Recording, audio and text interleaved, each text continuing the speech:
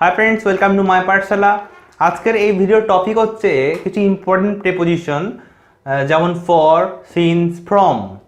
তো এগুলোর ব্যবহার আমরা সচরাচর দেখে থাকি, কিন্তু ইউজেসগুলোর অতটা বেশি ওয়াকিবহল নয়। দেখো, ফর, সিন্স আর ফ্রম এগুলোর ইউজেসগুলো খুব কাছাকাছি, কিন্তু এর নিয়মগুলো একটু আলাদা। যেমন ফর, এটা পিরিয়ড অফ টাইম বা সময়ের ব্যাপ্তি বোঝায়, অর্থাৎ ডিউরেশন অফ টাইম বোঝায়। কিছুটা টাইম, ধরো 1 ঘন্টা, 1 সপ্তাহ, 1 বছর, এরকম। সিন্স হচ্ছে point of time in the past, past point of time বোঝায়, অর্থাৎ অতীতের কোনো কিছু সময় বা অতীত সময় যেটা নির্দিষ্ট, এটা বোঝাচ্ছে। আর ফ্রম হচ্ছে পয়েন্ট অফ টাইম, কোনো নির্দিষ্ট সময়। একটা ইউজেস দিয়ে আমরা আরও ভালো বুঝতে পারবো। দেখো, এখানে দেওয়া রয়েছে he has been working dash a week. এবারে দেখো, সে কাজ করছে। হ্যাজ বিন ওয়ার্কিং মানে perfect continuous, present perfect continuous.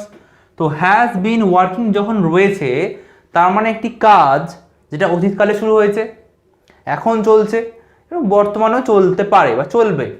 এবং কতদিন ধরে চলছে? 1 সপ্তাহ আগে থেকে। Okay, so he has been working dash a week. তো একটা সপ্তাহ বলা হয়েছে, অর্থাৎ ডিউরেশন। কোন সপ্তাহ এটা বলে দেয়নি, এটা যে কোনো 1 সপ্তাহ হতে পারে। সুতরাং এই তিনটের মধ্যে আমরা কোনটা বসালে অ্যাপ্রোপ্রিয়েট হবে?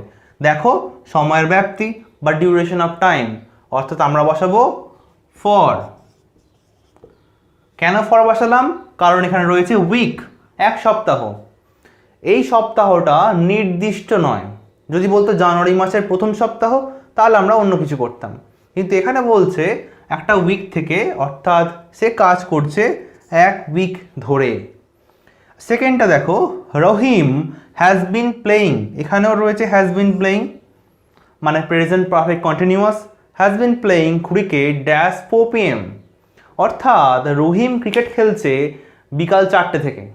এবারে দেখো, তার মানে রহিম 4টের সময় খেলা শুরু করেছিল, সে এখনও খেলছে, পরেও খেলবে।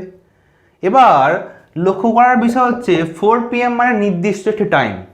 4 PM মানে 4 PM-ই, 4:05 না। তাহলে যখন নির্দিষ্ট সময় হয়ে যাচ্ছে, সিন্স আর ফ্রম এগুলোর মধ্যে একটা বসবে।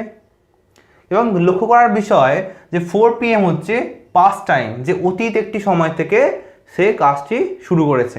তাহলে আমরা বসাবো এখানে কি? সিন্স। অর্থাৎ পয়েন্ট অফ টাইম হলে আমরা বসাই সিন্স, এবং ডিউরেশন অফ টাইম হলে আমরা বসাই ফর।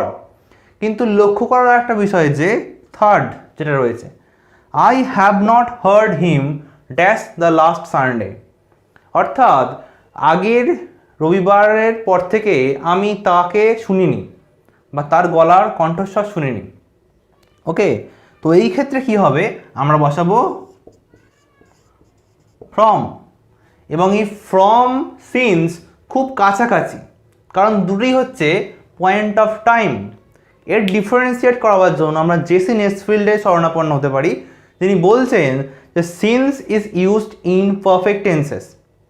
সিন্স ব্যবহার হবে পারফেক্ট টেন্সে, যেমন এই দুটো। এখানেও ছিল পারফেক্ট টেন্স, কিন্তু এখানে যেহেতু ডিউরেশন ছিল আমরা বসাতে পারিনি, কিন্তু এখানে বসিয়েছি সিন্স।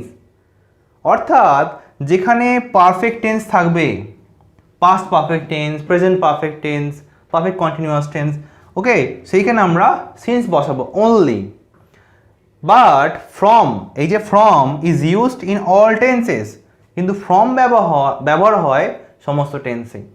ওকে, ডিফারেন্সটা মনে রাখার বিষয় যে সিন্স আমরা পারফেক্ট টেন্সে ব্যবহার করি, কিন্তু ফ্রম আমরা যে কোনো টেন্সেই ব্যবহার করতে পারি।